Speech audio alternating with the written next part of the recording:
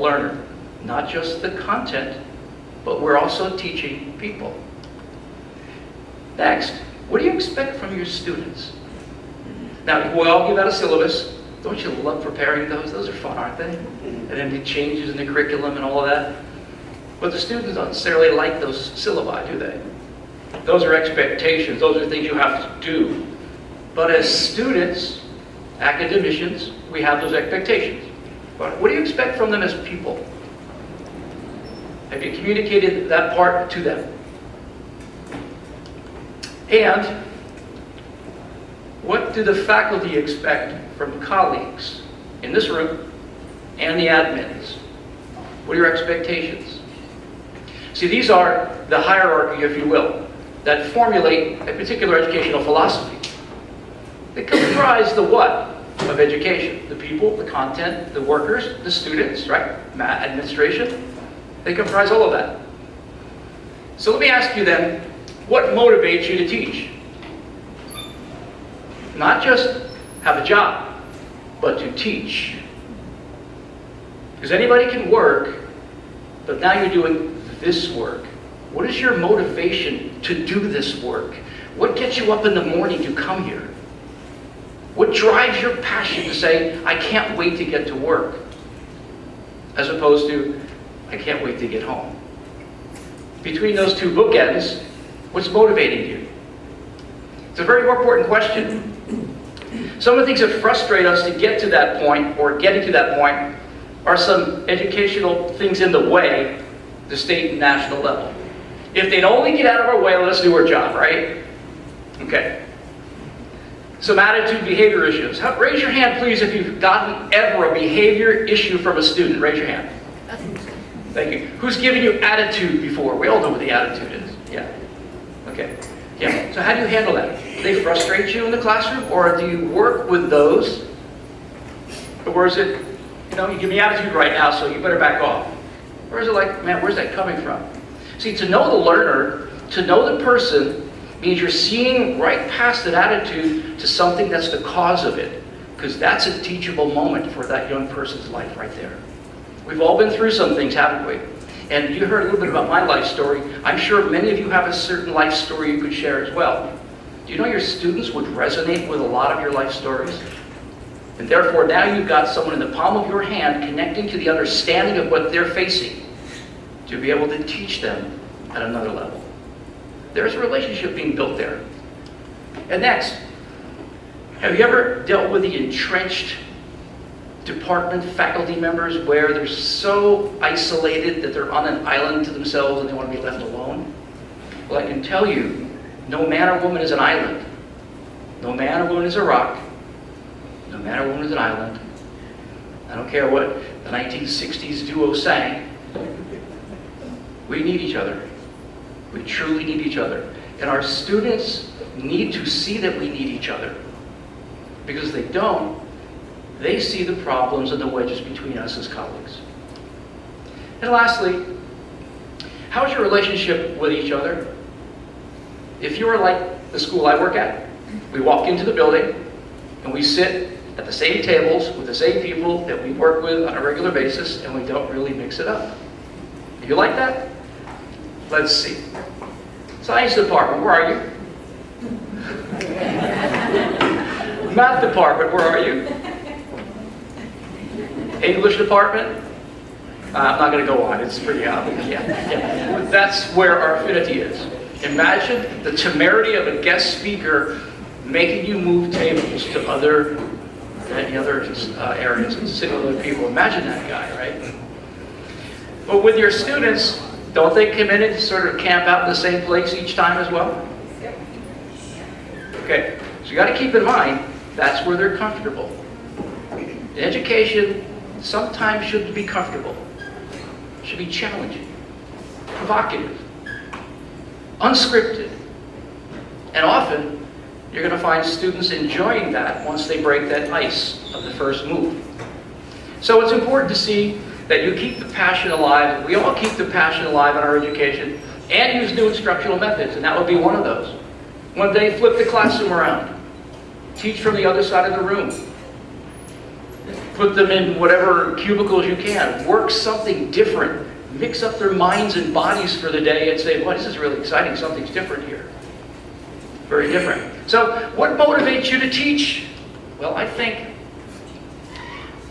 regardless of the years of experience that we have to really be careful of this. That we become so content rich and really good at what we do that it makes sense to us when we are teaching. But we can't extrapolate that onto the students thinking they know how well we understand it. Because it's not about our understanding what we teach, it's about our teaching to their understanding. It's a very different situation in the classroom today. So, what are the reasons we're still in this business? Well, I looked at your Porterville College missions, values, and philosophy page. And as a teacher, I found a typo on philosophy, but I won't say anything about that. So you might want to have your webmaster correct that typo on philosophy there. So. But I was looking at this page here, and I looked at these values, and I analyzed these values, and I thought real deeply about these values and what to talk about today at Porterville College. And I'm just wondering, with these values, do our students even understand these? I mean, are these just nice little posters at the corner of the room somewhere, or do they know your values as faculty and as a college? Not only that, but do you even remember those?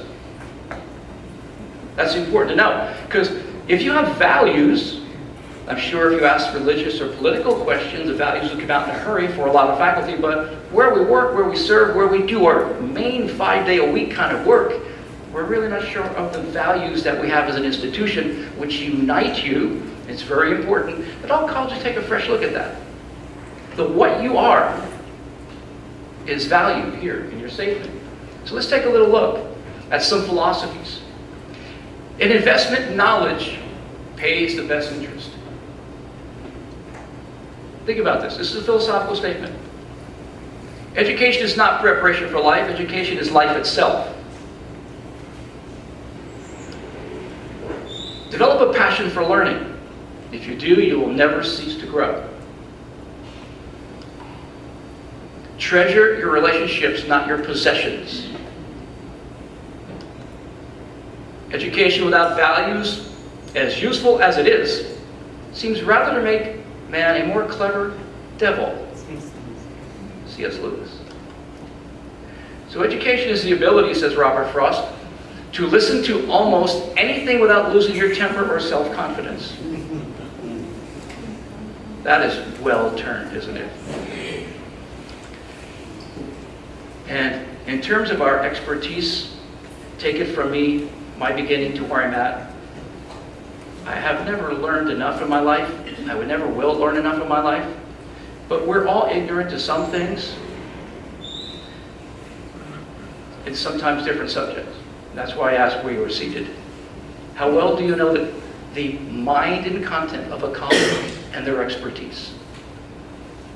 Because never cease to be a learner amongst your colleagues. The tendencies to think we're as teachers and we stop the learning from each other. My goodness, listening to all of the different bios of the folks that were presented this morning, you folks are blessed people. You have so much going for you here. This is an incredible institution. And it's about the people. Maybe it's time that you reconnected with some folks on that human level to share the very values that your college stands for. You're doing a great job with students. There's no doubt about that. And then it's going to get tougher and tougher because the group coming through, as you will see, we'll talk about that who in a little bit. That job is going to get tougher. But why not become more collegial and closer to each other and band together with your values to do the tough job together versus the isolated, right, island mentality. Few opens a school door, closes a prison. How many of your students have come from difficult backgrounds?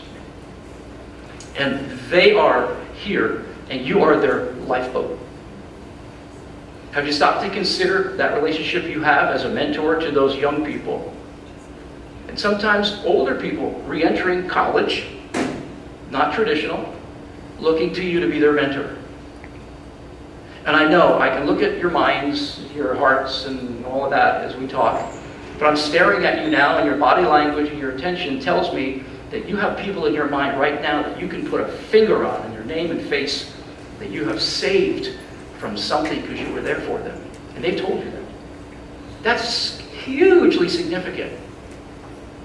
Maybe it's a colleague, because don't forget, we're all human too. Speaking of collegial and humanity and PC, have a look at this. This is amazing. The electronegativity has a trend on the periodic table. That's why the periodic table is put together the way it is. When I first came to Porterville College, I thought I wanted to join the nursing program and just be an RN, but after taking chemistry here at PC, I fell in love with the subject, and I actually changed my major to biological and physical science, which will ultimately get me to hematology. So remembering which elements are diatomic is crucial when you're doing the bonding. I was on the California welfare system before I even thought about coming to PC, and it was actually my caseworker who told me that Porterville College offered a lot of assistance for people in my situation who need a little more help to get on my feet. CARE is a state-funded program that was started in the 80s. It's strictly for students who are single parents, head of household, with a child under the age of 14. We understand how hard it is for single parents to come back to school, juggle having a job, juggle childcare. What we do at CARE is just make sure that we alleviate some of those extra stresses.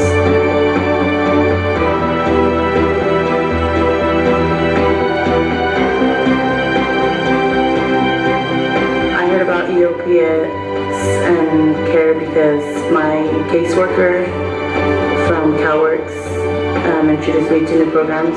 Some of my favorite services that CARE provides is getting together as a group and being able to communicate with people you don't know. The CARE program just created a support group for our CARE students. It's a chance for them every semester to meet up. It's been good because new students who are now in CARE can talk to students who've been in the CARE program for a while, and they can see somebody that's further progressed.